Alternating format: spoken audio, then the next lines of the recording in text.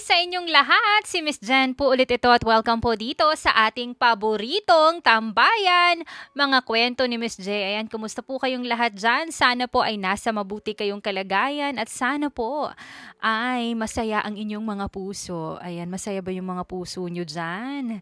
Ayan, syempre bago natin talakayin ang ating story for today ay babati muna tayo sa ating mga avid listeners. So, I know marami dyan ang matagal nang naghihintay na ma-shout out. Ayan, actually random po yung pagbabasa ko kasi ng mga shout out. So, usually yung mga nababate is yung mga madalas mag-comment. Ayan. But, pinagsisikapan po natin na mabati kayong lahat. De bale, araw-araw naman po tayong may shout out. Ayan. 'Di ba? So, babatiin ko ngayon si Ma'am Pearl Agabao from North Cyprus. Always present sa pakikinig ng kwento. Ayan, I love your voice so much. Too nice. Thank you po Ma'am Pearl. And also to Grace Hope from Hong Kong. Ayan, hi po sa inyo dyan. Kumusta naman dyan? Ayan, always listening also si Ma'am Shirley Rico from Doha, Qatar. And to Julie Beth Brasileno from Kuwait. Ayan, sorry for the mispronunciation. And of course to Gina Labarinto. Hi po sa inyo dyan, ma'am. Kumusta po kayo dyan? Maraming salamat po sa inyong walang sawang pagsuporta. At eto sabi niya, matagal na daw siyang nagpapa-shoutout. Sana po this time nakikinig kayo. Ma'am Leo Minjay. Sana tama po yung pagkakasabi ko ng inyong pangalan. Si Leo Minjay 7802. Ayan, nabati ko na po kayo. Sana po ay nakikinig kayo ngayon. Ayan. At sa mga alam nyo ng mga listeners natin before sa ating previous channel, kung alam nyo hindi pa sila nakakalipat dito, i-share nyo po itong ating channel. Mag-subscribe po kayo para lagi po kayong updated sa ating mga new uploads. Ayan. So ngayon nga isang bagong kwento na naman ang ating sabay-sabay na tatalakayin. At syempre, bahagi po ito ng Aoyama series na talaga namang kinahuhumalingan ng lahat, even me. So eto na po yung kwentong pag-ibig ni Johan at ni Hanzo. Kaya naman kung handa na kayong makinig, aba ay, tumutok na! Si Johan Gorecho ay masiyahin. Bibo, madaldal na babae. Minsan playful, mahal na mahal niya ang kanyang ina. Samantalang si Hanzo Aoyama naman ay lumaking cold at reserved na lalaki. He's a man with few words. Johan, saan ka ba talaga pupunta anak? Tanong ng mama niya habang pinapanood silang mag-alsabalutan. Sa asawa ko nga po, ma. Asawa? Kailan ka ba kinasal? Humagikik si Johan. Yun lang, ako pa lang po yung nakakaalam na kasal na kami. Hindi niya pa kasi alam eh. Napatampal ng noo ang mama niya. Ikaw talagang babae ka. Kailan ba ako titigil sa pag-asang titino ka ha? Ano na naman yung kalokohan mo? Ma, magtiwala ka sa akin, okay? Pagbalik ko dito, mayaman na tayo. Tigilan mo nga ako. Ipaliwanag mo sa akin ng mabuti. Bakit lalayas ka? Saan ka pupunta? Si mama naman ang kulit. Sa asawa ko nga. Sa manugang nyo. Bakit hindi mo muna iharap sa akin ang lalaking yan? Imposible pa po sa ngayon eh. Bakit imposible? Humagikik si Johan nang maisip kung bakit. Paano? Ni hindi na nga yata siya maalala ng lalaking tinutukoy niya. Lahat ng ito'y nagsimula, 2 buwan na ang nakararaan. Naghahanap siya ng trabaho noon sa BGC. College undergraduate lang siya pero malakas ang loob niyang makahanap ng trabaho doon. Na para bang may mag-hire talaga sa kanya. Ay! Tili niya habang patawid ng kalsada at kamuntik siyang mabundol nang humaharurot na Mercedes-Benz. Huminto ito ilang dipa ang layo sa kanya. Ganun pa man, ay hiyang-hiya pa rin siya dahil pinagtitinginan siya ng mga tao. Nakasimangot niyang nilingon ang lumabas na driver para sana awayin ito nang tumambad sa kanya ang pinakagwapong mukha sa balat ng lupa. Parang anghel na binaba ng langit. Sa tanang buhay niya ay ngayon pa lang siya nakakita ng ganun kagwapo at katikas na lalaki. Hindi niya pa nakikita lahat ng lalaki sa mundo pero sure ball na ang lalaking nakatayo sa harapan niya ang pinakagwapo sa lahat. Ayos ka lang ba, miss? Malamig na boses na tanong nito. Sa halip na sumagot, ay natulala na lamang si Johan sa nagyayelo nitong mga mata. Ang bilis-bilis ng tibok ng puso niya. Miss, kung ayos lang sa'yo, dadalhin kita sa ospital. Napakurap-kurap si Johan. Ayos lang naman siya. Nabigla lang siya kasi akala niya mabubundol siya kaya siya napaupo sa kalsada. Pero dahil sa alok nito, biglang may ideyang pumasok sa utak niya. Ah! Ungol niya sabay lupasay. Miss? Ang sakit ng ulo ko! Ah! Dalhin mo ko sa ospital! Pag-arte pa niya. Akala niya hindi maniniwala ang lalaki. Pero bigla siya nitong binuhat ng pa-bridal style at isinakay sa mamahali nitong kotse. Hello Hanzo, nakikinig ka ba? Sabi ng panlalaking boses mula sa cellphone na nasa dashboard. Umayos ng upo si Johan at pinanood ang pag-ikot ng lalaki papuntang driver seat. Nang pumasok ito, hinawakan niya agad ang ulo niya at pumikit na tila may iniindang sakit. Ang sakit talaga. Patuloy niyang pagpapanggap. Hold on, I'll take you to the nearest hospital. Anito. Hindi alam ni Johan kung matatangahan ba siya sa lalaki. Ni hindi nga dumikit sa kanya ang kotse nito. Bakit ito naniwala? Tanga ba ito? Diyos ko, gwapo pa naman pero ang tanga. Anong pangalan mo? Tanong ng lalaki habang nagmamaneho. Johan Gorecho. Johan? Oo. Sounds like a man's name. Are you sure that's your real name? Sa pangalan, ayaw maniwala. Pero sa acting niya, uto-uto. Oo nga, kahit tanungin mo pa yung mama ko, siya yung nagpangalan sa akin. Hindi na ito kumibo. Diretso ang tingin nito sa daan habang nagmamaneho. Nagkaroon tuloy siya ng pagkakataon upang titigan ito ng mabuti. Napakagwapo talaga. Hindi nakakasawang tignan. Pakiwari ni Johan ay wala itong bad angle sa camera. Ikaw, anong pangalan mo? Tanong pa niya. Hanzo. Hanzo. What? Pinagsama ko lang yung pangalan natin. Ang cute, 'di ba? Halakhak pa ni Johan. Kumunot ang noo nito pero hindi umimik. Okay. Cold at nonchalant ang atake. Pero, I can manage. Positibong saad pa ni Johan sa kanyang isipan. Hindi na ba masakit yung ulo mo? Tanong pa ni Hanzo nang muli siyang humagikik. Ha? Masakit pa? Aray! Balik niya sa pag-arte. Nag-iwas ng tingin si Hanzo. Humigpit ang hawak nito sa manibela at hindi na naman nagsalita. Pagdating nila sa ospital, medyo nataranta si Johan kasi baka umalis na agad ang binata pagka-check sa kanya. Pero buti na lang maraming tao, maraming pasyente. Kinailangan pa nilang pumila para makapagpa-check up. Nagkaroon siya ng oras para makasama ito kaya ang laki ng ngiti niya. Sa lahat ng pasyente, siya lang yung nakangiting pumipila. Why are you smiling? Kunot noong tanong pa ni Hanzo. Ha? Wala. Miss Johan Gorecho? Ako yon? Ikaw na. Sabay muestra ng nurse sa pinto. Sinamahan siya ni Hanzo papasok. Nang i-check siya ng doktor, hindi na siya nagulat nang walang nakitang kakaiba sa kanya. Siyempre, dahil nagpanggap lang naman kasi siya. Ako na ang bahala sa gamot mo sa sakit sa ulo. Presenta ni Hanzo. Sa mga oras na yon, medyo nalulungkot na si Johan. Dahil ramdam niyang iiwan na siya ni Hanzo. Wag na, nakakahiya naman. Bigyan mo na lang ako ng number mo. Sabi niya. Kinapala na ang muka. For what? Para makontak kita kung sakaling hindi mawala yung sakit ng ulo ko. Walang pag-aatubiling tumango ang binata. Humugot ito ng business card sa bulsa, ng coat at inabot sa kanya. Manghang tinanggap yun ni Johan na para bang isa itong ginto. Engineer Hanzo Aoyama? Basa niya sa nakasulat. Aoyama? Japanese ka? Kaya pala parang iba yung features mo. Kaya pala sobrang pogi mo.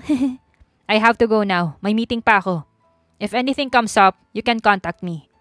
Tumangu-tangu si Johan at nagkaroon ng lakas ng loob. Sure, thank you. Ang balak ni Johan nung gabing yon, kontakin agad si Hanzo kahit patungkol lang sa walang kabuluhang bagay. Ngunit hindi inaasahang pagkakataon ang nangyari kaya hindi yun natuloy. Ma, magpagaling ka ha. Huwag mong hahayaan na kunin ka agad ni Lord. Naiiyak na sambit niya habang mahigpit na hawak ang kamay ng ina. Kaya talaga ang lakas ng loob niyang maghanap ng trabaho around BGC ay dahil may sakit ang mama niya. Tuwing dinadatan kasi ito'y grabe itong magdugo at laging umiiyak ng malakas sa sakit ng puson. Gustong-gusto na niya itong ipagamot. At nung gabing yun, pag-uwi niya, nadat na niyang walang malay ang kanyang ina sa dugo ang sahig kaya isinugod niya agad dito sa ospital. Nawala sa isip niya si Hanzo at nag-focus sa pagpapagaling ng ina. Naging abala siya sa paghahanap ng trabaho para may maipambayad sa bill sa loob ng halos 1 buwan. Ang OA mo talaga, Yolanda Hana. Para naman akong mamamatay. Buko lang naman ito at hindi naman kanserous. Basag trepa ng mama niya. Mama naman kahit na natakot pa rin ako. Akala ko talaga iiwan mo na ako. Sus, gaya mo ay masamang damo din ako nung kabataan ko. Kaya hindi pa ako agad-agad mapupunta sa kabilang buhay. Nang maging successful ang operation ng mama niya ay na-discharge na ito. Tsaka binalikan ni Johan ang unfinished business niya with Hanzo. Miss, nasan yung ID mo? Tanong ng gwardya na humarang sa kanya sa pagpasok sa pinagtatrabahuan ni Hanzo. Kuya, ibibigay ko lang tong lunchbox kay Hanzo. Kilala mo ba siya? Kay Sir Hanzo ba, miss? Sabi ng isang gwardya na nasa likod ng humarang sa kanya. Opo. Napapangiting tugon pa niya. Akin na, ako na yung magbibigay. Ha? Ako na, kuya. Hindi pwede, miss. Bawal ang walang ID dito. Bawal pumasok. Mabilis lang naman, kuya. Ibibigay ko lang naman. Ganito na lang. Siya na lang yung palabasin mo. Suhestyon pa ng isa. Kuya naman. Kung nagre-reply lang sana sa akin, posible pa. Kaso hindi. Nakangusong sumbong pa niya. Naku, isa ka pa yata sa mga babaeng nagkakandara pa sa kanya. Akala ko pa naman girlfriend ka dahil ang ganda-ganda mo. Huwag ka na dun, miss. Ang lamig-lamig nun. Pogi naman. Depensa pa niya. Mas pogi ako dun. Sabi pa nung isa. Nginiwian ni Johan yung gwardya. Akmang magsasalita na sana siya nang masulyapan niya si Hanzo na palabas ng elevator. Nanlaki ang mga mata niya at kaagad siyang napangiti. Tinaas niya ang kamay para kumaway. Hanzo! Hanzo! Tawag pa niya. Napatingin sa banda niya si Hanzo na nanatiling malamig ang mata. Nang abas siyang papasok ay hinarang siya ng guards. Mga kuya, sige na, please. Mabilis lang naman Ibibigay ko lang to. Hindi nga pwede, miss. Hanzo! Hanzo! Tawag pa niya pero tuloy-tuloy ang lalaki sa paglalakad palayo. Ang unang pagkakataon na yon, malinaw para kay Johan na inignore siya ni Hanzo. Ngunit hindi naging hadlang para tumigil siya. Ate naman kasi, langit yung inaasa mo, lupa ka. Saad ng kaibigan niyang si Arisa, nang sa ika-4 na attempt ay binaliwala pa rin siya ni Hanzo. Ano naman? Wala akong pakialam kung mayaman siya, basta gusto ko siya. Matanong ko nga, ano ba yung purpose mo sa paghahabol sa kanya? Gusto mo siyang maging kaibigan? Umiling si Johan. Hindi no. Gusto kong maging boyfriend ko siya. Siya ang man of my dreams. Humagalpak si Arisa. Grabe! Iba ka talaga. Ganon katayog na lalaki? Ipupusta ko yung lupa na mamanahin ko, Johan. Wala kang pag-asa doon. Hindi ka na nga siguro maaalala nun kaya hindi ka na pinapansin. Tinitigan ni Johan ang kaibigan dahil sa totoo lang ay naisip niya na rin yun. At siguro dahil gustong patunayan na mali ang kaibigan, mas nakumbinsi lang ang dalaga na magpatuloy sa pagpapapansin kay Hanzo. Wala siyang girlfriend, ma'am. Kwento ng gwardya na dinalhan niya pa talaga ng merienda para ma-interview. Nililigawan. Ang totoo kasi niyan, ma'am, may bali-balitang tradisyon yung pamilya niyan. Pabulong na sabi pa nito. Tradisyon? May nilalaan na daw ng mga babae sa kanilang magkakapatid para ipakasal. Kaya siguro walang girlfriend. Nag-aantay na lang kung sino yung ibibigay ng magulang. Namilog ang mga mata ni Johan dahil napakalaking impormasyon yon na ngayon niya lang nalaman. Arranged marriage ba yung ibig mong sabihin, kuya? Oo. Suminghap si Johan. Na-imagine niya bigla si Hanzo sa simbahan at ikinakasal sa ibang babae na hindi siya. Para siyang sinakal. Hindi niya kaya. Dahil sa nalaman, ilang gabi tuloy siyang binabangungot. Totoong bangungot. Hindi to pwede. Kailangan may gawin ako. Isang buong araw nag-brainstorm ng matindi si Johan sa kung anong dapat niyang gawin hanggang sa, aha! Nandito ka ulit? Hindi ka rin napapagod no? Natatawang sabi ng gwardya, na ngayon ay medyo hindi na mahigpit sa kanya. Pakibigay po nito kay Hanzo, please. Nakangiting abot pa niya. Tumango ito at tinanggap ang lunchbox. Sa basurahan na naman ang punta nito. Nakita ko, tinatapon lang ni sir Nakita mo ba kung puno yun? Tanong pa niya. Yun lang, hindi ko nakikita. Di pwedeng kinakain niya naman, 'di ba? Masayang conclude niya. Nagtawanan ang mga gwardya. Iba ka rin, Miss Johan Sa lahat ng mga babaeng nagpupunta dito, para magpapansin kay Sir Hanzo, ikaw lang ang bukod tanging positibo at nakakangiti pa rin. Bukod pa yung pagiging matyaga mo araw-araw Yung iba, twice a week lang kung magpunta. Ikaw araw-araw talaga. Wala ka bang trabaho? Nakahanap na ako. Sadyang binibigyan ko lang talaga ng time to kahit busy ako minsan. Naniniwala kasi ako na kung hindi ko pagbubutihan, hindi ko deserve yung isang bagay. Gusto kong deserve ko to. Na-deserve ko yung isang Hanzo Aoyama. Nagkansawan ang mga gwardya. Anong ingay to? Saad ni Helena Aoyama na hindi nila namalayang lahat na naroon sa paligid nila. Ma'am! Samantala, kumislap naman ang mga mata ni Johan pagkakita sa ginang. Good afternoon po. I'm sorry. Do I know you? Tanong nito matapos siyang hagurin ng tingin. Ako po si Yolanda Hana Gorecho, ma'am. Johan na lang po for short. Nanlaki ang mga mata ni Helena at muli siyang hinagod ng tingin. Johan? So, you're the Johan they're talking about. Kumunot ang noo ni Johan sa gulat at pagkalito. Alam niyang darating ngayon ang ginang para sa isang meeting at plinano niya itong kitain. Pero hindi sa ganitong pagkakataon. Nagulat siya at mas lalong nagulat ngayong parang kilala pala siya nito. Po? Bigla siyang kinabahan. Ano kaya ang nalaman nito tungkol sa kanya? Masama ba? Bad shot na ba siya ngayon sa future mother-in-law niya? Ano pong ibig niyong sabihin? Nininerbiyos na tawa niya. Ngumiti ang ginang. You look nice and kind.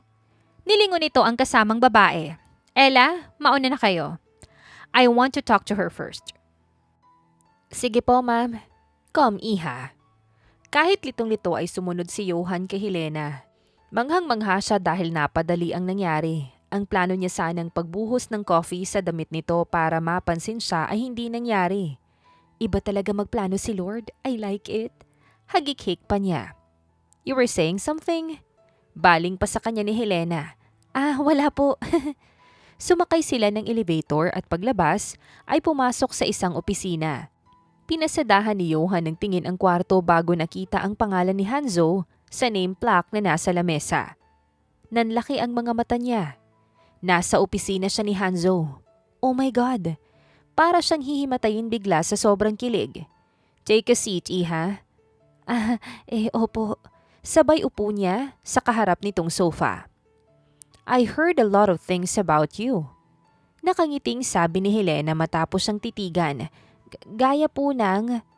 Mabait po ako, ma'am, promise. Masipag din po ako at marunong sa gawaing bahay. Pwedeng mapangasawa ng isa sa mga anak niyo. Tumawa si Helena.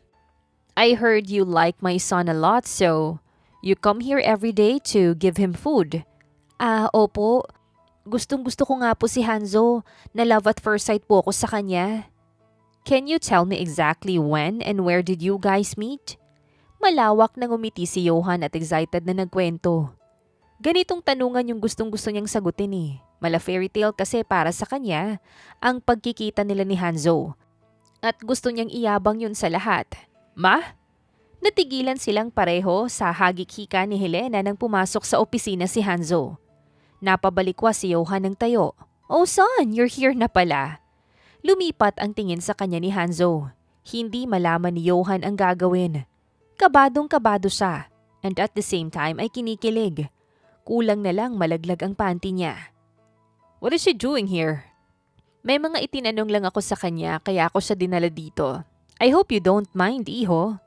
Hindi kumibo si Hanzo at nagsimula ng humakbang papalapit. Takot at kontento na rin na nasilayan ng binata, nagpaalam na si Johan. Ma'am, mauna na po ako. Oh, may trabaho pa po kasi ako. Mahirap na malate.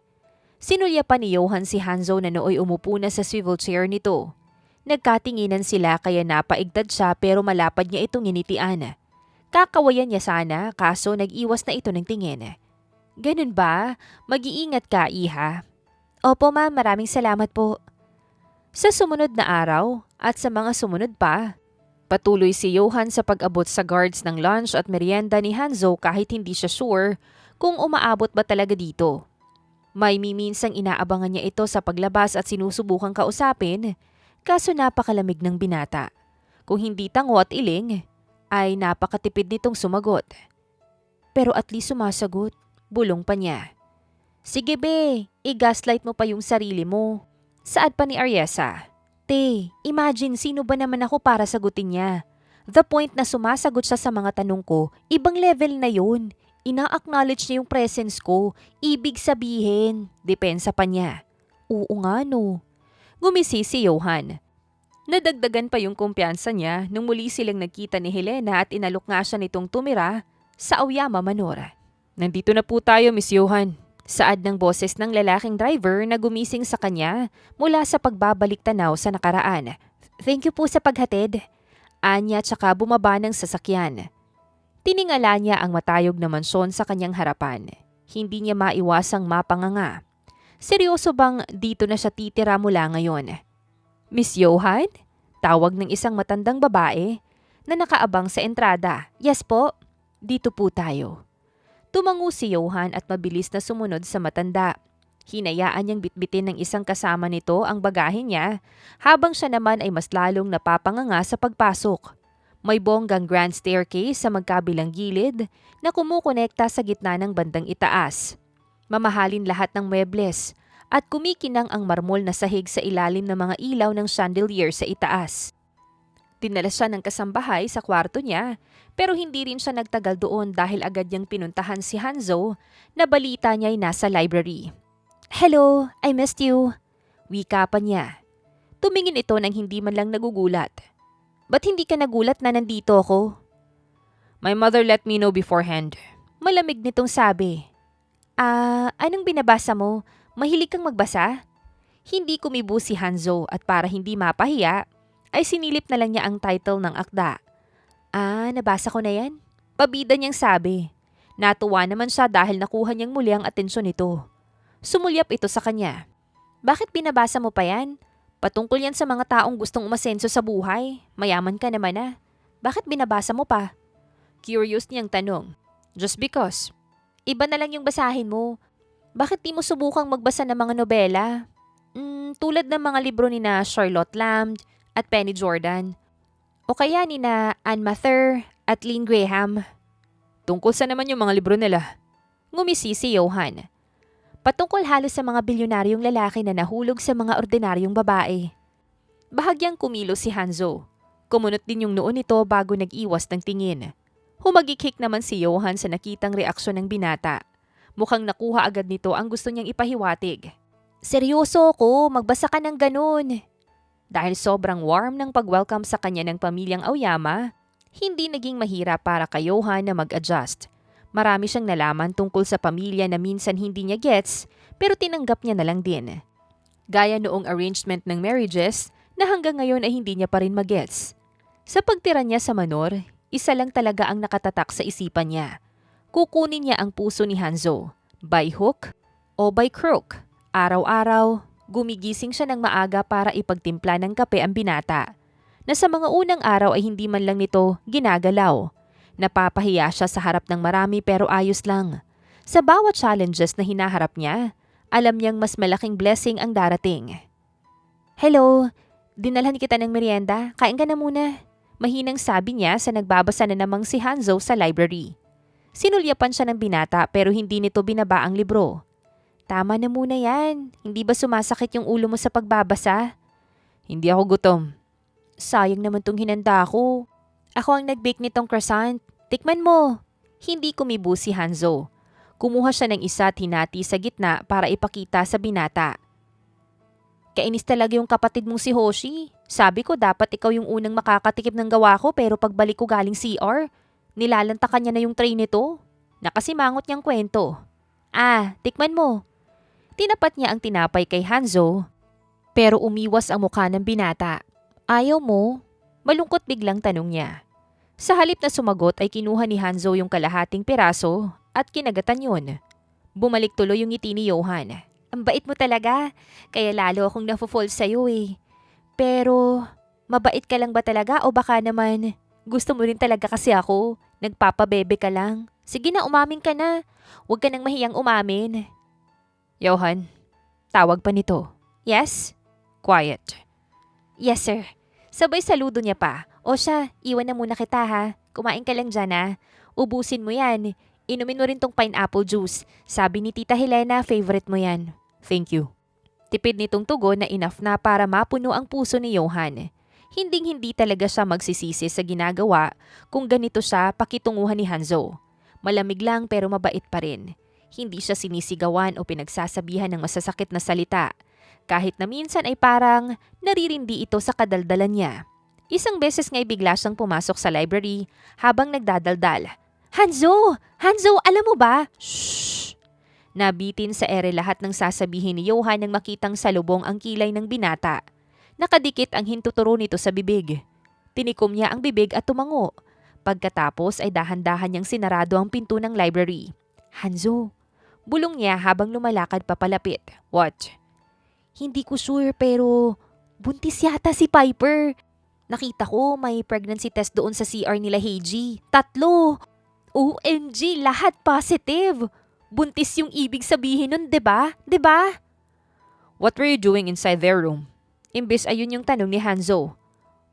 Galing kasi akong balcony. Katawagan ko si Arieza, yung kaibigan ko, na kinukwento ko sa'yo minsan. Naaalala mo siya? So ayun na nga, nagkwentuhan kami tungkol sa trabaho at stress namin these past few days. Tapos naihi ako. Pinakamalapit yung kwarto nila Piper tapos nakabukas pa yung pinto. So doon na lang ako pumasok at alright, that's enough. Humagikhik si Johan. Ano sa tingin mo? Nagtaas ng kilay si Hanzo. Ano yung gender ng baby nila kung sakali? Girl o boy? Sa akin sana girl. Pero parang boy. Ikaw, anong gusto mo? Kahit ano. Magbigay ka ng gender. Anong mas gusto mo kung sakali? Boy. Bakit? Boys are fine. Pero paano naman kapag nagkaanak ka, anong gusto mo? Boy as well. Sige tuloy, lalaki na rin yung akin. Hagikhik pa ni Johan. Pero pwede namang dalawa, 'di ba? Isang boy tapos isang girl. Pag-usapan na lang natin. Sabay hagikhik ulit nito. Umiling-iling na lang si Hanzo. Sige na, hindi na kita iistorbohin. Magbasa ka na ulit dyan. Johan? Yes? Don't tell anyone about what you learned and saw from Piper in Heiji's room. Bakit? O sige, oo nga naman. Baka iso-surprise nila tayo. Sige. I will keep my mouth shut, Captain. Sabay saludo pa ni Johan. Nang binalik na ni Hanzo ang tingin sa libro, ay nakangiti na lang na tinunghayan na muna ni Johan ang binata. Hindi niya pa rin talaga akalain yung dating pinapangarap niya lang ay halos abot kamay niya na. Feeling niya talaga, konti na lang, ay mapapasa kanya na si Hanzo. Magbabasa din ako. Sabay kuha ni Johan ng libro sa lamesang nasa harapan nila. Pero hindi yun yung unang beses na ginusto ni Johan na sabayan si Hanzo sa pagbabasa. Ilang beses na. At sa lahat ng pagkakataong yun, nakakatulugan niya ang pagbabasa. Nung araw ding yun, walang pinagbago. Nakatulugan niya pa rin ulit. Ang kulit. Bulong ni Hanzo habang umiiling-iling at pinagmamasdan ang nakatulog ng si Johan. Nakatingala ito at nakanganga. Nang babagsak na sana ang ulo niya sa lamesa, mabilis na kumilos si Hanzo. Nilagay niya sa lamesa ang kamay niya kaya doon bumagsak ang mukha ng dalaga. Napangiwi siya sa bahagyang sakit at dahan-dahang bumuntong hininga. Takot na magising ang dalaga. Habang nagbabasa, nandun lang ang kamay niya. Ginagawang una ni Johan. Hirap na tuloy siyang mag-flip ng page dahil kaliwang kamay lang ang ginagamit niya. Hindi siya komportable. Pero hindi siya nagreklamo. Sir Hanzo, merienda po. Pasok ng isang kasambahay na agad niyang nilingon. Shh! Sita pa niya. Natigilan ang kasambahay. Namimilog ang mga mata. Nang makita ang dahilan ng pagsaway niya, dali-dali itong tumango. Nilapag ang tray ng pagkain sa isang malapit na lamesa at mabilis na lumabas pagkatapos. Why am I doing this? Pabuntong hiningang bulong ng binata. Hindi lang isang beses nangyari ang ganun. At tuwing magigising na si Johan, laging tsaka lamang aalisin ni Hanzo ang kamay na sobrang ngalay na. Dana, magkwento ka naman tungkol sa love story niyo ni Hayato. O joke pa ni Johan nang makipag-jamming siya sa mga in-laws ni Hanzo. Oh well, we started as enemies. Hayato was my greatest nemesis before. Pagpatuloy na pagkwento ni Dana, yun nga, wala siyang awa. Pinasakay niya ako sa kabayo kahit wala akong experience. Hindi lang yun, nalaglag pa ako. Namilog ang mga mata ni Johan. Sa utak niya, nag-mentally note na siya. Pagsakay sa kabayo? Yes, pwede niyang gawin yung dahilan para makabanding si Hanzo. Ganun nga ang ginawa niya. Sige na Hanzo, mag-horseback riding tayo. Gusto ko ring matuto. Pag-aayapan niya sa binata. Hindi ka ba natatakot na baka mahulog ka? Sasaluhin mo naman ako 'di ba? Hagik-hik pa ng dalaga. Sige na please. Kapag tinuruan mo ko, 3 araw kitang hindi guguluhin. Promise. Fine. Napakurap-kurap si Johan. Hindi niya alam kung matutuwa ba siya sa pagpayag na yun ni Hanzo dahil sa kondisyon niya. Pumayag ito dahil ba gusto nitong ilang araw niya itong hindi papansinin? Nakakatakot naman pala to! Saan pa ni Johan nang bahagyang bumilis ang takbo ng kabayo? Just sit straight. Relax your body. Trust the horse. Kalmadong sabi pa ni Hanzo mula sa likuran niya. Tumatawang din naman ni Johan ang pagsalpok ng hangin sa mukha niya at katawan niya. Ang saya! Para akong lumilipad! Kung hindi lang nakakatakot ay baka inispread na niya ang braso niya na para bang siya si Rose ng Titanic. Ang saya naman nun! Sana ulitin natin sa susunod. Malawak ng ngiting saad pa ni Johan nang makabalik sila sa kwadra. Hinaplos niya ng 2 beses ang buhok ng sinakyan nilang brown na kabayo bago ito kinuha ng groom. Hindi mapawi ang ngiti sa mga labi niya kaya napatitig sa kanya si Hanzo. Bakit? Takang tanong niya, nakangiti pa rin. Nothing. Sabay iwas nito ng tingin. Ngumisi si Johan. Tignan mo yun! Turo pa niya sa malayo. Lumingon si Hanzo at nang bumaling ulit ito sa kanya matapos walang makita, tumingkayad at dumungaw papunta sa binata. Kita niyang nanlaki ang mata ni Hanzo pero hindi na ito nakaatras pa. Pinagdikit niya ang mga labi nila. Mabilis lang yun pero para kay Johan matagal na. Nakangiti siyang umatras pagkatapos, samantalang natulos naman sa kinatatayuan si Hanzo. Utu-utu ka talaga? Tawa pa niya. Johan, bye! See you after 3 days! Sabi niya na nag-flying kiss pa bago tumakbo papalayo. Sa 3 araw na hindi pagulo ni Johan kay Hanzo, hinang-hina talaga siya. Gusto niyang pagsisihan na yun yung ginawa niyang kondisyon, pero tuwing naaalala niyang nakapagnakaw naman siya ng halik sa huli ay hindi niya magawa. Sa ika-4 na araw, masaya at excited na gumising si Johan. Good morning Hanzo! Namiss kita! Sabi niya nang sumambulat siya sa paningin ng binata pagkabukas nito ng pinto. Hindi umimik si Hanzo. Diretso lang ito pababa ng hagdan. Bagong ligo rin ito at amoy ni Johan ang aftershave. Ang bango naman. Sabay tayong kumain ng breakfast, okay lang? Ilang araw din kitang hindi nasabayan dahil sabi ko nga, hindi na muna kita guguluhin ng ilang araw. Namiss mo ba ako? As usual, hindi naman sumasagot si Hanzo. At hindi na bago yon para kay Johan dahil sobrang nonchalant talaga nito. Minsan niya nangang natanong kung hindi ba ito napapanisan ng laway dahil hindi nagsasalita. Maulan na talaga. Basang-basa akong umuwi kahapon sa lakas ng ulan. Hindi ko in-expect kaya hindi ako nakapagpadala ng payong. Grabe yung lamig. Buti nga hindi ako nagkalagnat ngayon. O baka hindi pa. Daldal pa ni Johan habang sabay silang kumakain ni Hanzo. You should always bring umbrella. Ay, concern ka? Nag-iwas ng tingin si Hanzo. Ayos lang naman. One time nga pumasok ako sa trabaho kahit bagyo na pala. Umuwi ako nang bumabagyo. Kwento pa niya. Bumuntong hininga si Hanzo ng medyo malakas. Tawang-tawa si Johan. Oo nga pala, gusto ni Tita Helena na gamitin ko yung isang kotse sa garahe. Yung pula daw. Hindi naman ako marunong mag-drive. Pwede bang I'll teach you? Namamaos na putol pa ni Hanzo. Talaga? Magtatanong pa lang sana ako kung pwede mo akong turuan eh. Tuwang-tuwa na Anya. Kailan ba? Sa Sabado o Sunday para free tayo pareho. Tumango na lang si Hanzo. Hindi ka ba napapagod, Johan? Tanong ni Ariesa nung break time niya sa trabaho. Kahit nakatira na sa iisang bubong, tuloy pa rin ang pag-abot niya ng lunch o merienda kay Hanzo. Lalo na't dahil pinapayagan na siya na makapasok ng building kahit walang ID dahil sa approval ni Helena Aoyama. Saan? Tanong niya sa kaibigan. Diyan, sa ginagawa mo. Sa paghahabol kay Hanzo. Bakit naman ako mapapagod? Girl, napag-isip-isip ko kasi, it's like you're chasing a rock. He's a cold as hell. Ang hirap magmahal ng nonchalant na lalaki. Paano mo nakakaya yan? Hindi ka naman minamahal pabalik. Nakakaya ko kasi mahal ko siya. Mahal ko siya kahit nonchalant siya. Kahit hindi niya pa ako mahal. Paano kung hindi ka talaga niya mahalin? Na kaya lang siya mabait sa'yo dahil wala naman siyang rason para maging hindi mabait. Na mabait lang talaga siya kaya hinahayaan kanyang guluhin yung buhay niya. Pero hindi kanya mamahalin. Ayos lang yun sa'yo? Siyempre, hindi ayos yun. Gusto kong maging boyfriend siya. Na mahalin niya rin ako. Paano nga kung hindi mangyari? Titigil ako. Okay na? Nakasimangot niyang tugon. Aalis ako dito sa Manor. Hahayaan ko na lang siya kahit masakit, kahit mahirap. Ba't kasi sa lahat ng lalaki dyan ka pa na in love sa sobrang yaman na walang pake sa'yo? Alam mo, may pinsan akong crush ka. Nanikip ang dibdib ni Johan at hindi pinapakinggan ang mga sumunod na sinabi ng kaibigan. Wala ba talaga siyang kahit konting pakialam sa akin? Bulong niya na hindi natanggal sa kanyang isipan kahit nung nakahiga na siya sa kama at nakatitig sa kisame.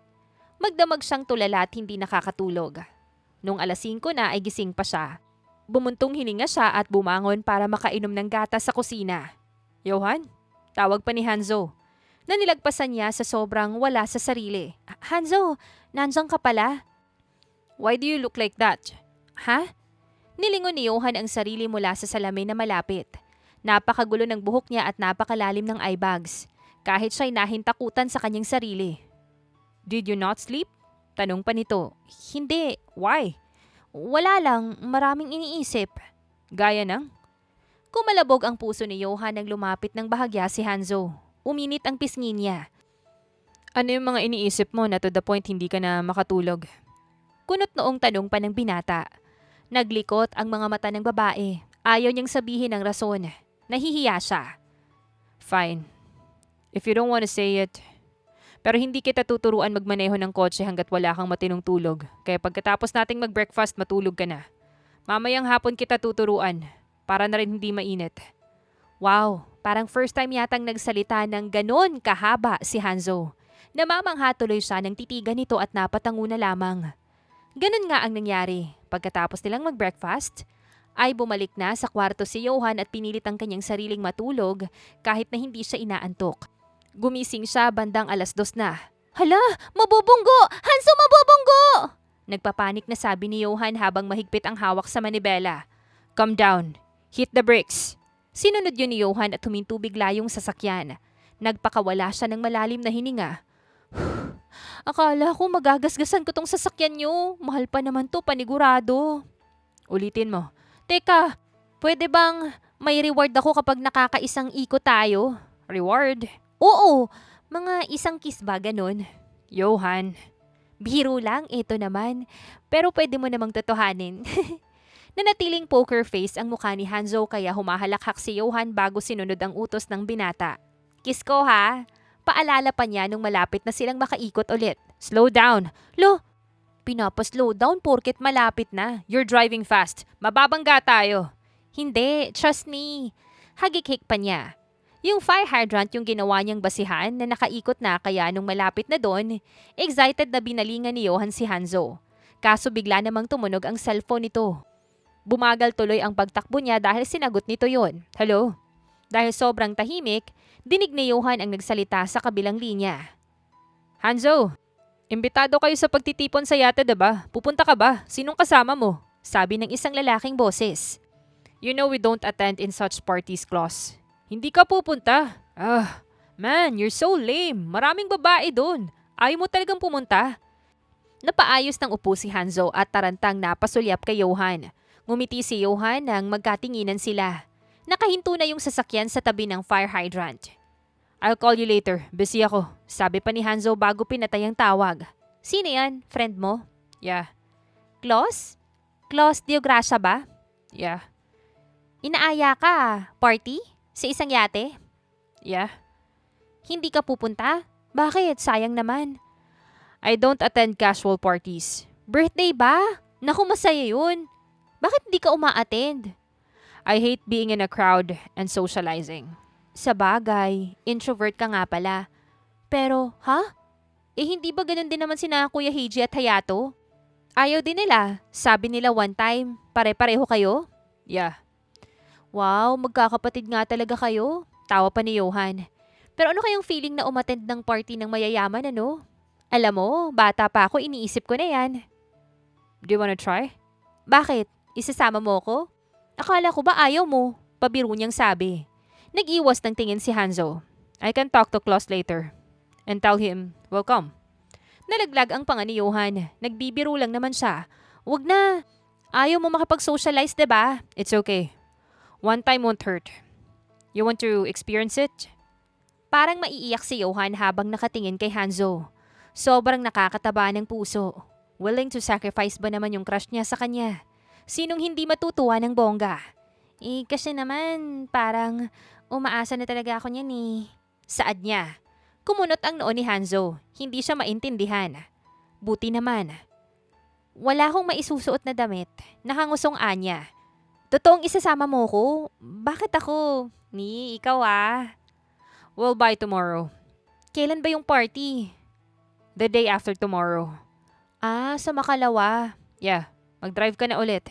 Okay, Captain. Kinabukasan nga'y magkasama silang namili ng susuotin niya. Eto, okay ba to sa akin? Yeah? Ya ka lang ng ya. Alin ba kasi yung mas okay? Yung red kanina or etong blue? That one. Etong blue? Sure ka na? Yeah. How much is that? Tinignan ni Johan yung presyo para lang mamilog yung mga mata.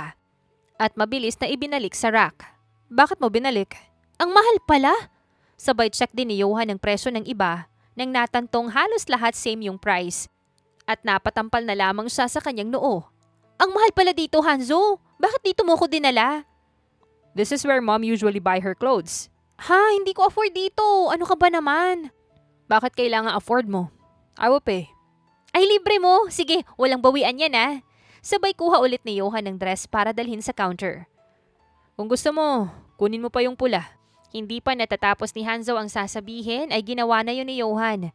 At dinala na nga yun sa counter. Hanzo's lips twisted into a small smile. Ngumisi pabalik si Johan. Hindi ako tumatanggi sa libre. Kapos kasi ako matapos yung hospitalization ni Mami. How is she, by the way? Ayos lang naman siya. Sabi niya dalhin kita sa kanya minsan. Pwede ba yun? I mean, kapag hindi ka naman busy, syempre. Check ko. Namilog ang mga mata ni Johan. Hindi umoo pero hindi naman tumanggi. Pati accessories, bags and heels ay binilhan siya ni Hanzo. Actually, lahat ng tiningnan niya binili ng binata. Feeling niya tuloy, girlfriend na siya. Lalo na nung nagkamali ang isang sales lady at pinagkamalan siyang girlfriend. Ay, hindi niya pa po ako girlfriend ate. Pagtatama niya pero sobrang laki, nangisi. Ay nako, sorry po. Hiyang-hiya na sabi ng sales lady. Okay lang po, future wife niya naman ako eh. Malakas ang loob na sabi niya. Sinulya pa niya si Hanzo na namumula ang mukha at nakaiwas ng tingin. Napahagikik tuloy siya. Bagay kayo, miss. Sabi pa nung isa. Hala, thank you. Ano ba yan? Tawa pa niya. Hanggang paglabas ng butik ay tuwang-tuwa siya habang naka-poker face naman si Hanzo.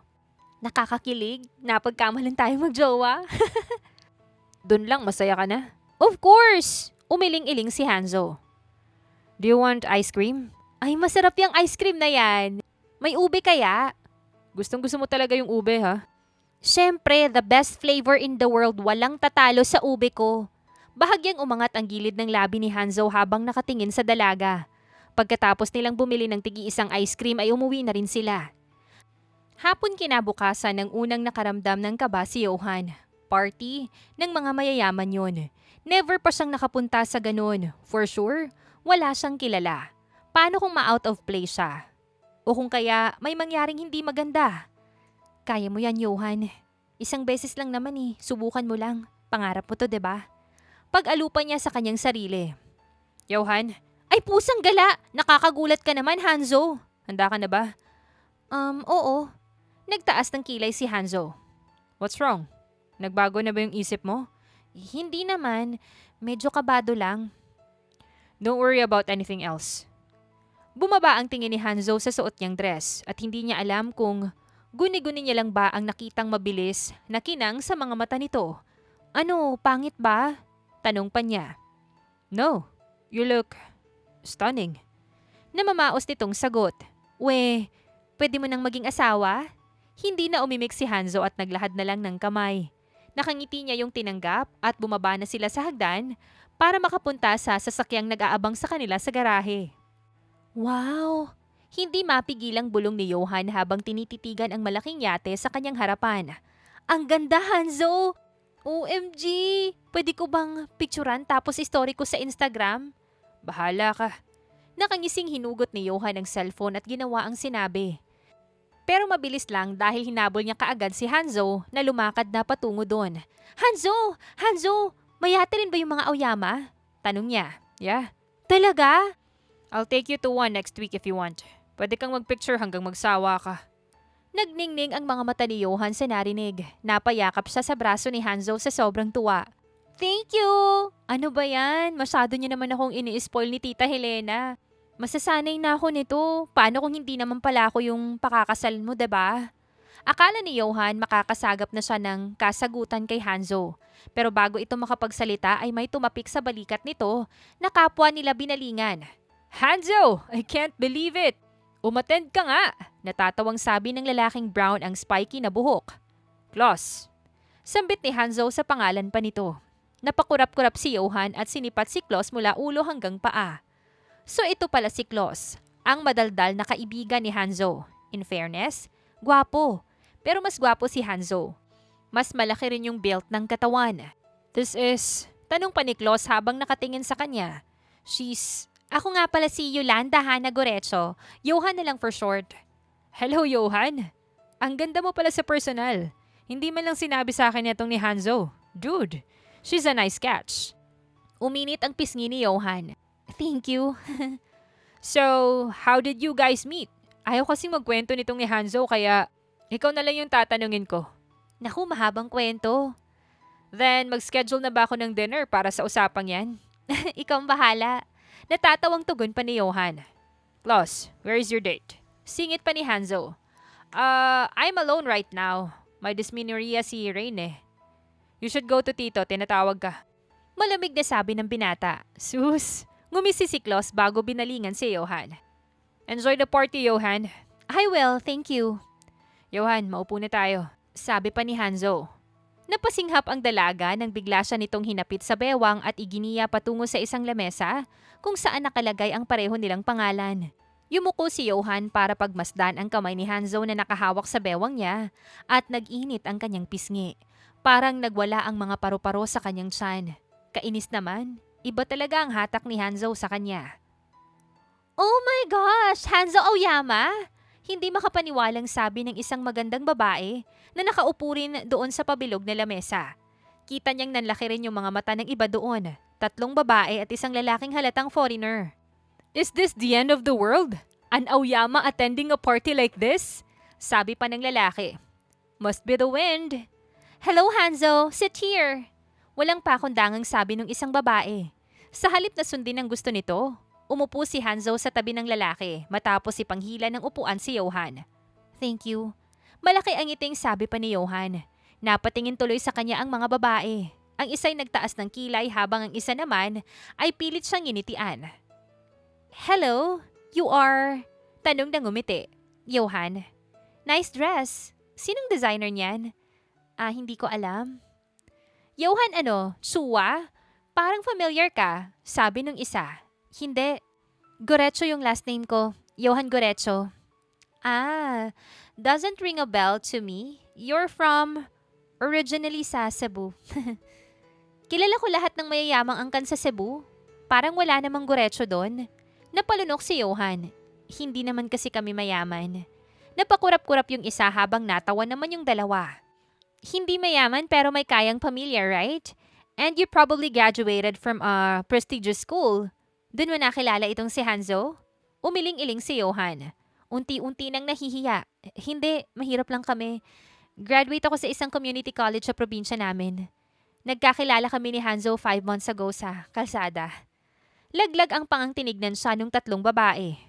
You're kidding. Totoo. Pagak na tumawa itong naka-green na dress.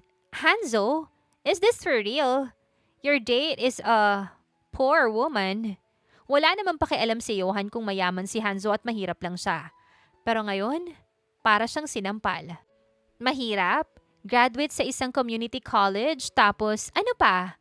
Oh my, ginayuma mo siguro si Hanzo para gawin kanyang date ngayong gabi ah. Hindi ah. Don't lie. Anong ginawa mo kay Hanzo? Agresibong tanong pa ng isa. Umawang ang labi ni Johan para sumagot ng matahimik silang lahat sa lamesa. Nang padabog na nilapag ni Hanzo ang champagne flute na ininuman. Watch your words. She's my wife. Mariing sabi pa nito. Nanlaki ang mga mata ng lahat pati kay Johan. Pinagtatanggol siya ni Hanzo. Akala niya wala itong pakialam kanina pa. Yun pala'y meron. Pero Hanzo, hirit pa ng isa. Insultuhin niyo pa siya. Hindi niyo magugustuhan yung ganti ko. Malamig na dagdag ni Hanzo bago tumayo at hinila si Johan paalis sa lamesang yun. Mangiyak-ngiyak si Johan, hindi dahil sobrang nasaktan siya sa mga sinabi ng mga babae kanina. Sanay naman na siyang mainsulto bata pa. Ang kinaiiyakan niya ay dahil pinaglaban siya ni Hanzo. Tinawag po siyang wife. Gusto niyang maihi sa labis na kilig. Klaus, pwede bang dito na kaming maupo? Tanong pa ni Hanzo sa kanyang kaibigan. Sure, bakit? What happened sa lamesa niyo? Hindi sumagot si Hanzo at pinaupo na lamang si Johan. Huwag mo isipin yung mga sinabi nila. Nito, wala yun. Lumabas lang sa kaliwang tenga ko yun. Pero, tama ba yung narinig ko? Tinawag mo akong wife? Sinabi ko lang yun para hindi ka na nila guluhin.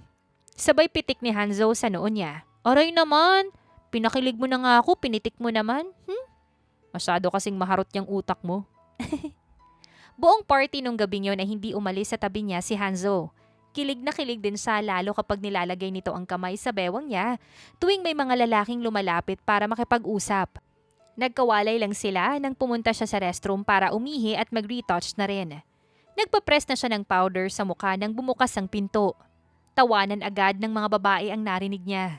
Hindi na sana niya papansinin kaso nakita niyang sila yung mga nang insulto sa kanya kanina na sinaway ni Hanzo. Well, well, well, look who's here. Sabi nung nakapula. Nag-iwas ng tingin si Johan. Sinara niya ang compact mirror at pinasok sa pouch. Lalabas na sana siya nang harangin siya ng tatlo. Excuse me?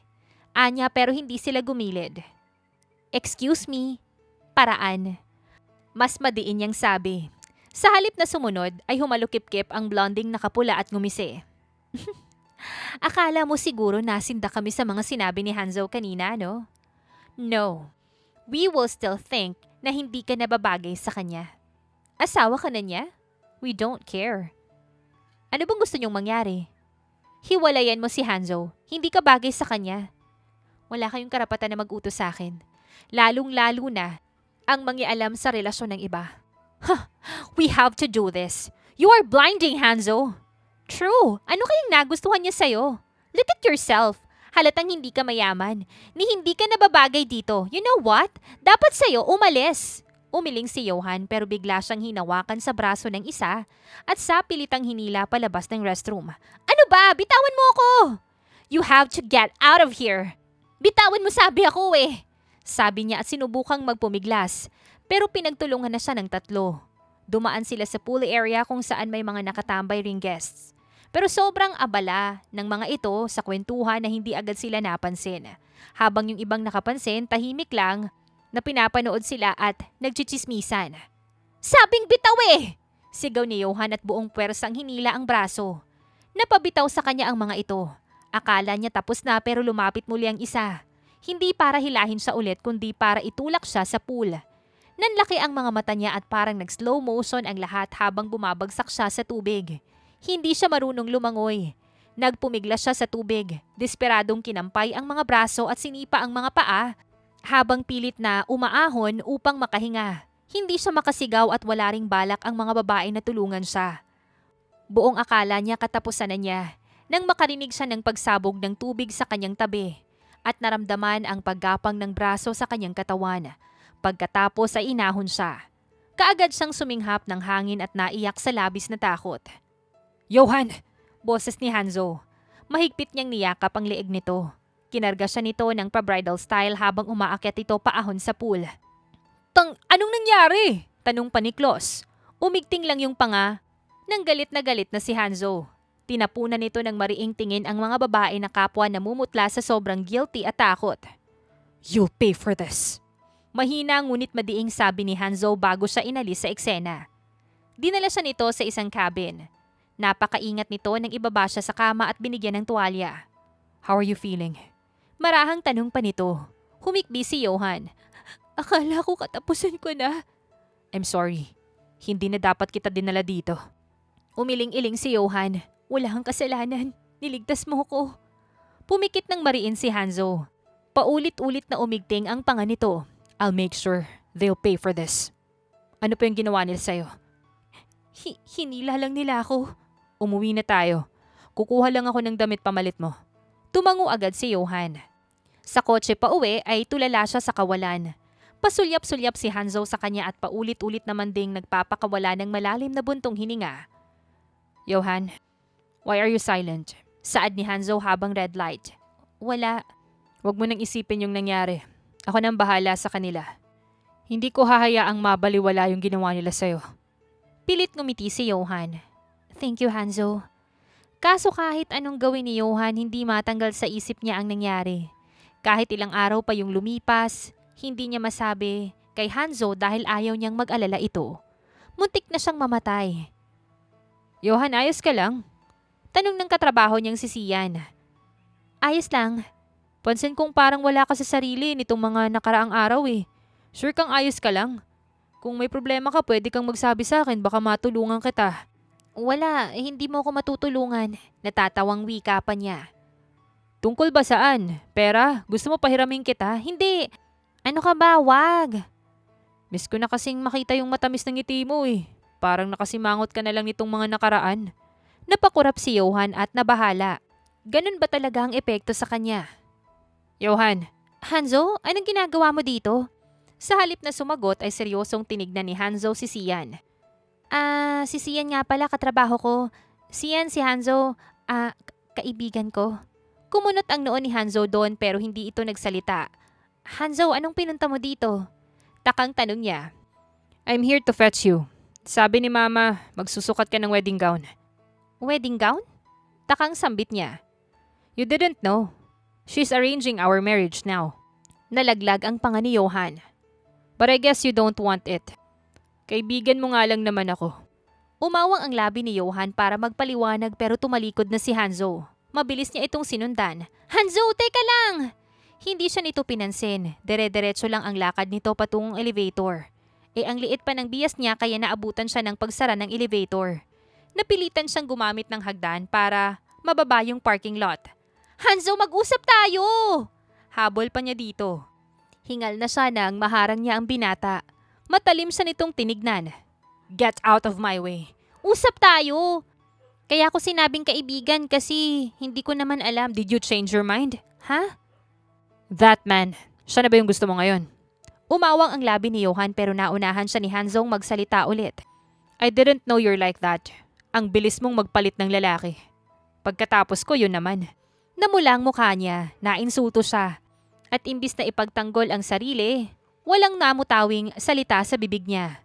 Dismayado niyang tinitigan si Hanzo. Ganun ba ang tingin nito sa kanya? Parang may tumarak na kutsilyo sa puso niya. Umiling-iling si Hanzo. Disappointed din yung tingin sa kanya. Pero noong mga oras na yon, mas disappointed si Johan. Maybe you're right. You're not the one for me. Sabi pa ni Hanzo bago siya talikuran at iniwan. Isa-isang nagsibagsakan ang mga luha ni Johan. Ang sakit-sakit. Ginudge agad siya ni Hanzo nang walang pakialam sa katotohanan. Sobrang disappointed siya. Sobra. Good morning, Miss Johan. Sabi ng kasambahay na sinalubong siya habang pababa siya ng hagdan. Hi, Therese. Gutom na ako. Anong breakfast? Nakangiting tanong niya. Hindi pa nakakasagot ang kasambahay. Nakapasok na siya ng dining area kung saan niya natanaw na kumakain si Hanzo. Napawi ang ngiti niya at napatigil siya sa paghakbang. Sabay na po kayong kumain ni Sir Hanzo, miss. Saad pa ni Therese. Nagkatinginan sila ni Hanzo. Kumalabog ang puso niya pero naalala niya ang mga salita nito noong isang araw kaya mabilis siyang nag-iwas ng tingin. Kumalat ang pait sa kanyang sistema. Hindi pa pala ako gutom. Ho! Ikakasabi niyo lang po na gutom kayo. Hindi! May gagawin pa pala ako. Sabi niya at tumalikod na. Nag-away kayo ni kuya? Tanong pa ni Hoshi na naroon din pala. Hindi yun yung unang beses na pag-iwas niya kay Hanzo. At palaging naroon si Hoshi. Kaya siguro ngayon na hindi na ito nakatiis at nagtanong na talaga. Uminit ang pisngi ni Johan dahil nakikinig si Hanzo. Ewan Hoshi, sagot niya na lang bago iniwan ang dalawa. Kung noon ay sa library ang laging tungo niya dahil doon naglalagi si Hanzo, yun na ang pinaka-iniiwasan niyang puntahan ngayon. Hindi niya na rin ito sinasalubong sa umaga para batiin ang good morning. Hindi na niya pinagtitimpla ng kape. Wala na ang lahat ng dating ginagawa niya para magpapansin dito. Disappointed naman na siya sa akin kaya ano pa yung sense ng lahat. Mapait pa niyang bulong. Nagbago ka na. Puna sa kanya ng kaibigang si Ariesa nang magkita sila. Ha? Parang ang tamlay mo. Tapos yung mga ngiti mo parang ang peke. Hindi na abot langit gaya ng dati. Nag-iwas ng tingin ang dalaga. I miss my old friend. Malungkot na sabi ni Ariesa. Ari, nakakagigil yung Hanzo na yan ah. Anong ginawa niya sa'yo at nagkaganito ka? Napakawalang ya. Wag na wag siyang magpapakita sa akin baka hindi ko siya matansya. Bumungis-ngis naman si Johan. Ako pa rin naman to, pagod lang siguro. Napagod ka sa kanya. Yun. Paliwanag pa ng kaibigan. Ngumuso siya. Sa bagay. Ang tagal-tagal niya ring hinabol-habol si Hanzo.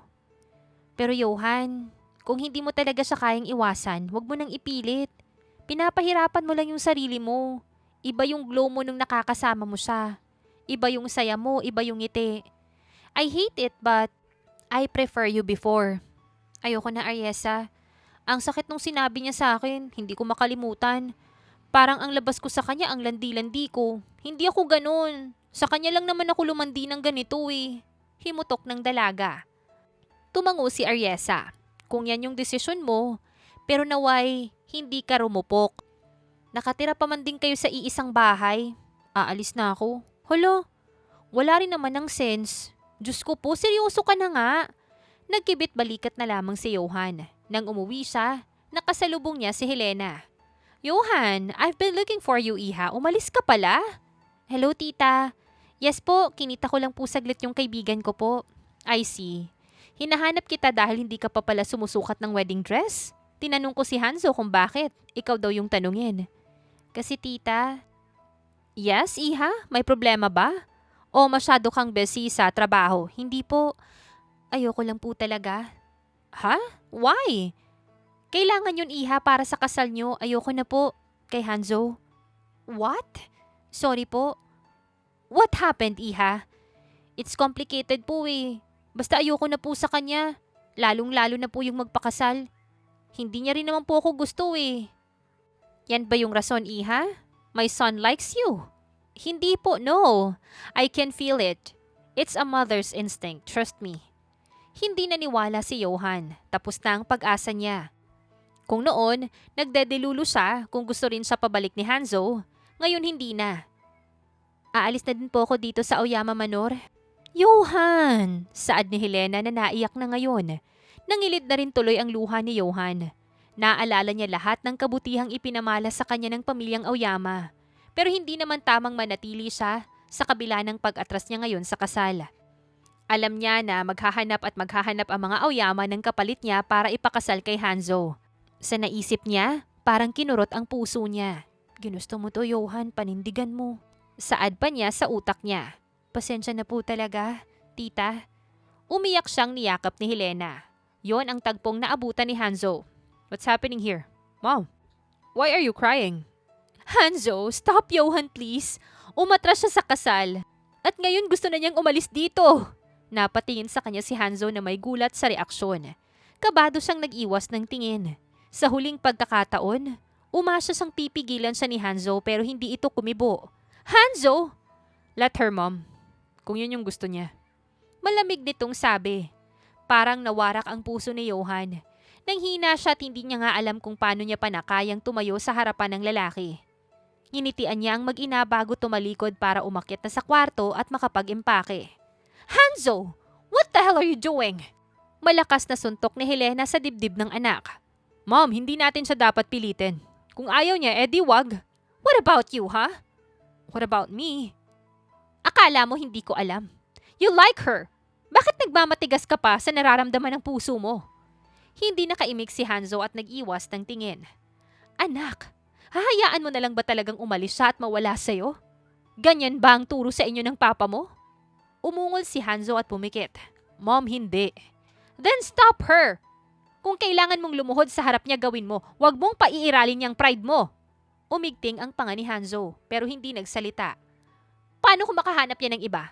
At tuluyan ka ng makalimutan? Are you just really going to let that happen? You're so stupid. Akala ko ikaw yung pinakamatalino sa inyong magkakapatid. Ikaw pala yung pinakainutil. Pumikit si Hanzo at sa halip na pakinggan pa yung litanya ng ina, ay pumasok na lamang siya ng library para makapag-isip. Si Johan, magkakagusto sa iba? Na hindi siya? Umusbong ang iritasyon sa kaloob-looban ni Hanzo at napakuyom siya ng kamao. Naaalala niya ang selos na naramdaman niya nung nakaramdam nang makita siyang may kausap na ibang lalaki ang dalaga. Hindi tuloy siya makapag-isip sa mga nasabi. Alam niyang nasaktan si Johan kaya ito umiiwas sa kanya. Hindi niya nga alam na aabot sa ganito. Aatras ng kasal at aalis ng manor. Kaya ko nga ba? Nawala siya. Tanong niya sa isipan. Napalunok si Hanzo. Hindi ko kaya. Bulong niya bago nagmadali sa pagtungo sa kwarto ng dalaga. Kumatok siya pero walang sumagot. Nang pihitin niya ang doorknob, bumukas yon ngunit wala na si Johan pagpasok niya. Wala na rin ang mga gamit at damit nito sa cabinet. Sumikdo ang kaba sa puso ni Hanzo. Kaagad na siyang tumakbo para habulin ang dalaga. Nadaanan pa niya ang kanyang ina na umiiyak na pinapatahan ni Piper. Hanzo, I will not forgive you if you let Johan go, ma. Ibabalik ko siya. Huwag ka nang umiyak. Mabilis niyang sabi. Namilog ang mga mata ni Helena. Bago pa ito makapagsalita ay tumakbo na ulit siya palabas. Saktong bumuhos ang malakas na ulan nang matanaw niyang papasok si Johan sa itim na sedan. Johan! Tawag niya dito. Lumingon saglit si Johan. Nagkatitigan sila pero nag-iwas din ulit kalauna ng tingin at pumasok sa kotse. Kuya, sige na po. Saad ng dalaga. Mabilis na nilapitan ni Hanzo ang kotse at sinubukang buksan yon, pero nilock ni Johan. Kinalampag ni Hanzo ang bintana. Let's talk! Kuya, paandarin niyo na po. Huwag niyo na siyang pansinin. Sabi niya sa driver na nagdadalawang isip dahil kay Hanzo. Umandar na ang sasakyan. Malakas pa rin ang buhos ng ulan. Mula sa rearview mirror, nakita ni Johan ang pagtakbo ni Hanzo. Pasunod sa kanila. Walang pakialam kahit nababasa ng ulan. Napaawang ang labi ni Johan sa matinding gulat. Hindi nagtagal ay nahabol sila ng binata na hinarang ang sasakyan. Bigla tuloy na pahinto ang kotse. Johan! Sigaw ulit ni Hanzo. Ma'am, kausapin niyo po muna kaya si Sir. Sabi pa ng driver. Kinagat ni Johan ang labi at walang nagawa. Kinuha niya ang payong bago lumabas ng kotse. Hindi makapaniwala at nag-aalala niyang sinalubong si Hanzo na ngayon ay basang-basa na talaga. Pinayungan niya ito. Hanzo, anong ginagawa mo? Baliw ka na ba? Sa halip na sumagot, bigla na lamang lumuhod sa harap niya si Hanzo. Napasinghap siya. Hanzo, tumayo ka! Anong ginagawa mo? I'm sorry. Natigilan si Johan. Kumirot ang puso niya. Si Hanzo Aoyama nakaluhod sa kanyang harapan at humihingi ng kapatawaran. Hindi niya ina-expect ito. I know apologizing won't wipe away all the hurtful words I've said. Nag-iwas ng tingin ang dalaga, pero nangilid ang luha sa mga mata niya. I'm sorry. I was jealous but that's not a valid reason for hurting you. What I did was wrong, kaya tinanggap ko na hindi mo na ako pinansin pagkatapos nun. Jealous? As in, selos? Yeah. Nagselos ka dahil? I'm in love with you. Direktang sabi ng binata. Ayokong nakikita ka with another guy. Kaya kung ano-ano na yung nasabi ko kahit alam kong hindi naman totoo. Hindi ganun yung tingin ko sa'yo, Johan. Please forgive me. Nalaglag ang panga niya. Hindi ko kakayanin kapag umalis ka. You have became a significant part of my life now. Hindi ka pwedeng umalis. Please don't go. You can slap me, curse me. Tatanggapin ko lahat. Huwag ka lang umalis, please. Teka. Dahan-dahan lang, Hanzo. In love ka? Sa akin? Hindi nga. It's true. Paano? What do you mean, paano? I mean, paano nangyari yun? Paano mo nasabing in love ka sa akin? You certainly remember all the things and efforts you did, right? Let's just say, nagbunga lahat ng yun. Ang mga pagpapapansin ko? Yes, ang mga pagpapapansin mo. Natawa si Johan. Kinikilig na. Hindi nga. Baka panaginip lang to. Tingnan natin kung panaginip nga. Ha? Biglang tumayo si Hanzo, humakbang papalapit at tinalikan siya.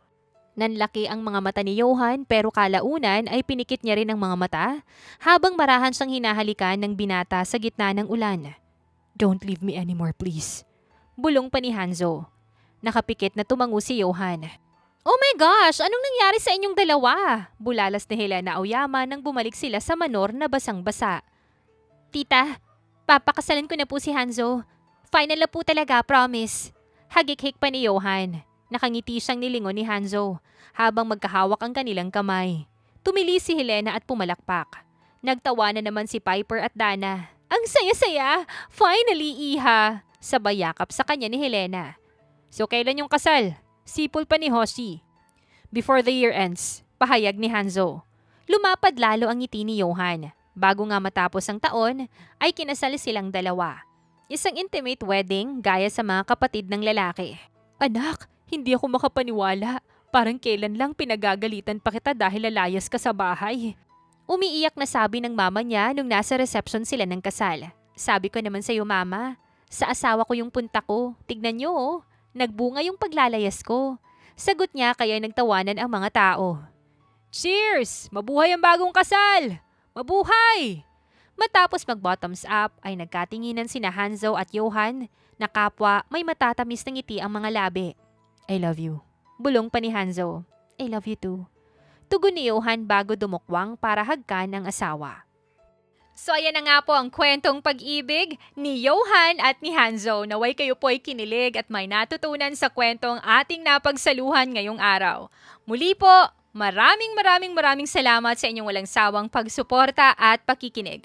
Hanggang sa susunod, abangan pa rin po ang mga kwentong puno ng aral, pagmamahal at inspirasyon. Siyempre, dito pa rin po yan sa inyong inaabangang mga kwento ni Miss J.